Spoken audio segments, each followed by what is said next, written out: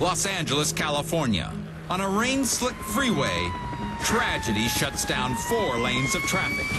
The semi-truck has toppled over. It's a nightmarish accident, and it gets worse. We're told that there's a small car that's pinned underneath. Just need to confirm, do we have anyone trapped in a vehicle? Witnesses tell police that the driver is still inside the crushed car. The situation looks grim. These rescuers can't even see what it is that they're trying to uncover.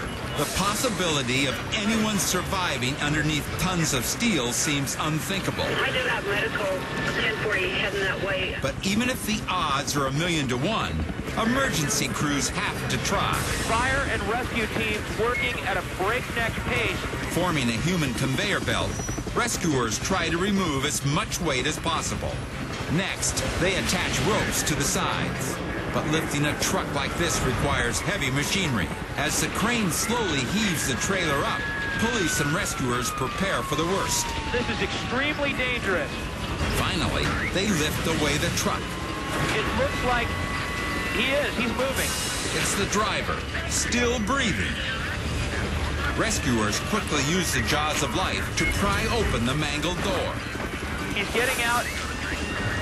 I don't believe it. Amazingly, the driver steps out and walks away from the wreckage. This